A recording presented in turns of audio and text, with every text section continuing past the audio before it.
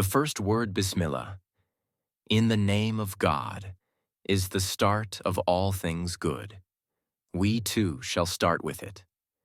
Know, O my soul, just as this blessed phrase is a mark of Islam, so too it is constantly recited by all beings through their tongues of disposition. If you want to know what an inexhaustible strength, what an unending source of bounty is Bismillah, listen to the following story, which is in the form of a comparison. It goes like this. Someone who makes a journey through the desert has to travel in the name of a tribal chief and enter under his protection. For in this way he may be saved from the assaults of bandits and secure his needs. On his own, he will perish in the face of innumerable enemies and needs. And so, 2 men went on such a journey and entered the desert. One of them was modest and humble, the other proud and conceited. The humble man assumed the name of a tribal chief, while the proud man did not. The first traveled safely wherever he went. If he encountered bandits, he said, "I am traveling in the name of such and such tribal leader," and they did not molest him. If he enters a tent, he was treated respectfully due to the name. But the proud man suffered indescribable calamities throughout his journey. He both trembled before everything and begged from everything. He was abased and became an object of scorn. My proud soul, you are the traveler, and this world is a desert. Your impotence and poverty have no limit, and your enemies and needs are endless. Since it is thus, take the name of the pre-eternal ruler and post-eternal lord of the desert and be saved from begging before the whole universe and trembling before every event. Yes, this phrase is a treasury so blessed that your infinite impotence and poverty bind you to an infinite power and mercy.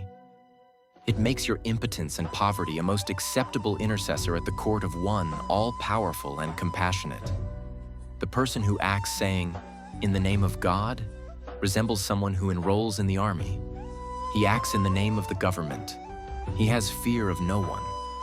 He speaks, performs every matter, and withstands everything in the name of the law and the name of the government. At the beginning, we said that all beings say in the name of God through the tongue of disposition. Is that so? Indeed, it is so. If you were to see that a single person had come and had driven all the inhabitants of a town to a place by force and compelled them to work, you would be certain that he had not acted in his own name and through his own power, but was a soldier, acting in the name of the government and relying on the power of the king. In the same way, all things act in the name of Almighty God. For minute things like seeds and grains bear huge trees on their heads. They raise loads like mountains. That means all trees say, "In the name of God, fill their hands from the treasury of mercy and offer them to us." All gardens say, "In the name of God," and become cauldrons from the kitchens of divine power in which are cooked numerous varieties of different foods. All blessed animals like cows, camels, sheep, and goats say, "In the name of God," and produce springs of milk from the abundance of mercy, offering us a most delicate and pure food like the water of life in the name of the provider. The roots and rootlets, soft as silk, of plants, trees, and grasses say, "In the name of God," and pierce and pass through hard rock and earth. Mentioning the name of God, the name of the Most Merciful, everything becomes subjected to them. The roots spreading through hard rock and earth and producing fruits as easily as the branches spread through the air and produce fruits, and the delicate green leaves retaining their moisture for months in the face of extreme heat, deal a slap in the mouths of naturalists and jab a finger in their blind eyes, saying, "Even heat and hardness, in which you most trust, are under a command." For like the staff of Moses, each of those silken rootlets conformed to the command of, "And we said, O Moses, strike the rock with your staff, and split the rock." And the delicate leaves, fine as cigarette paper, recite the verse, "O fire, be coolness and peace against the heat of the fire, each like the members of Abraham." UWP. since all things say, "In the name of God," and bearing God's bounties in God's name, give them to us, we too should say, "In the name of God." We should give in the name of God and take in the name of God. And we should not take from heedless people who neglect to give in God's name. Question: we give a price to people who are like tray bearers. So what price does God want? Who is the true owner? The answer: yes, the price the true bestower of bounties wants in return for those valuable bounties and goods is three things. One is remembrance, another is thanks, and the other is reflection. Saying, "In the name of God" at the start is remembrance, and "All praise be to God" at the end is thanks. And perceiving and thinking of those bounties which are priceless wonders of art, being miracles of power of the unique and eternally besought one, and gifts of his mercy, is reflection. However foolish it is to kiss the foot of a lowly man who conveys to you the precious gift of a king, and not to recognize the gift's owner, it is 1,000 times more foolish to praise and love the apparent bestower of bounty and forget the true bestower of bounties. O my soul, if you do not wish to be foolish in that way, give in God's name, take in God's name, begin in God's name, and act in God's name. And that's the matter in a nutshell. The second station of the 14th flash. This, which has been included here because of its relevance, concerns 6 of the thousands of mysteries contained in the name of God, the merciful, the compassionate. Note: a bright light from "in the name of God," the merciful, the compassionate, concerning divine mercy appeared to my dull mind from afar. I wanted to record it for myself in the form of notes, to hunt it down and capture it, and circumscribe the light with 20 to 30 mysteries. But unfortunately, I was not able to do this at the present time, and the 20 or 30 mysteries were reduced to 5 or 6. When I say, "Oh man," I mean myself.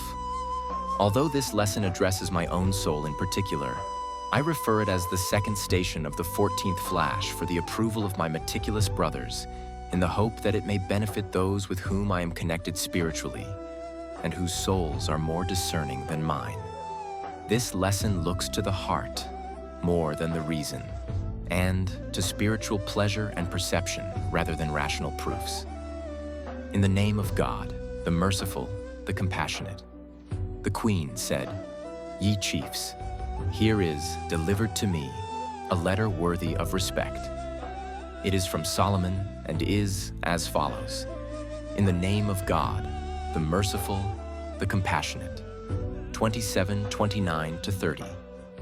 A number of mysteries will be mentioned in this station.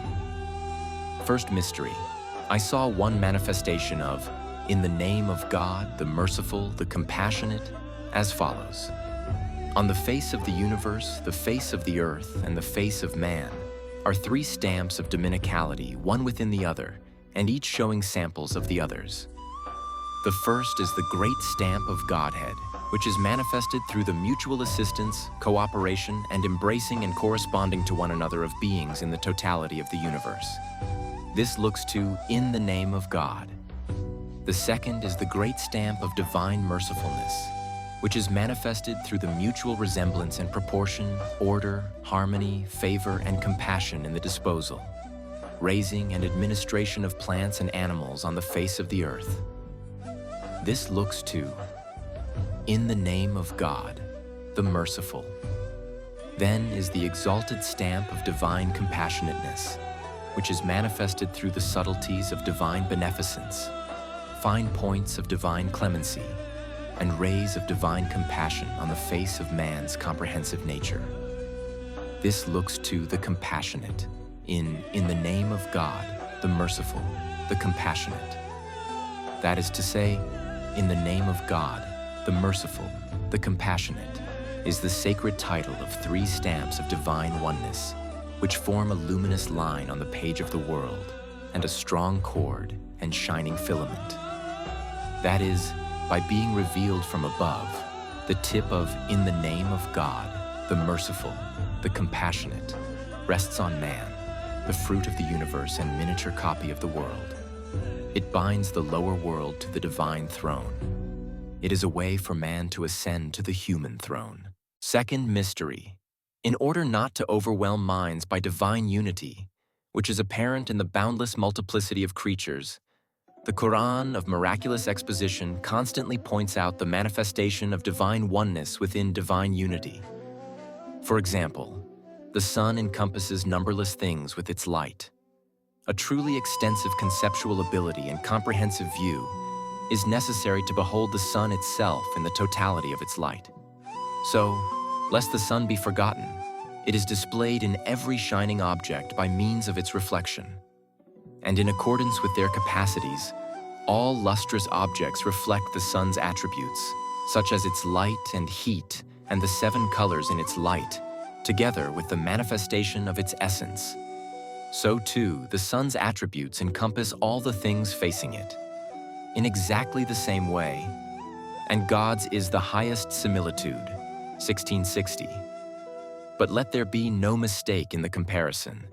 Just as divine oneness and eternal besottedness have a manifestation together with all the divine names in everything, in animate creatures in particular, and especially in man's mirror-like essence, so too through divine unity, each of the divine names connected to beings encompasses all things.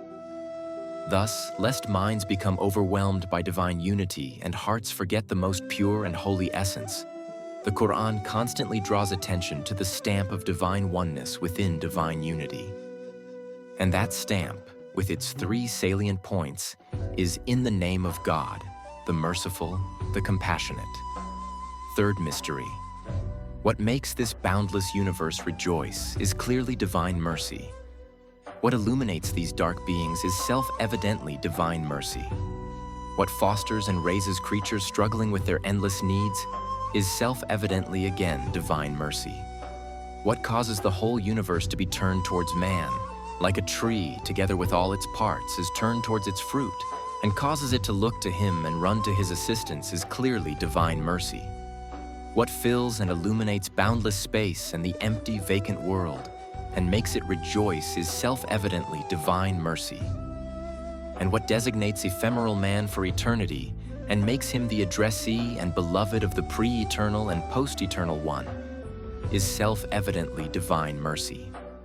O man, since divine mercy is such a powerful, inviting, sweet, assisting, lovable truth, say, in the name of God, the merciful, the compassionate, adhere to this truth and be saved from absolute desolation and the pains of unending needs. Draw close to the throne of the pre-eternal and post-eternal monarch, and availing yourself of the compassionate and rays of divine mercy, become his addressee, friend, and beloved.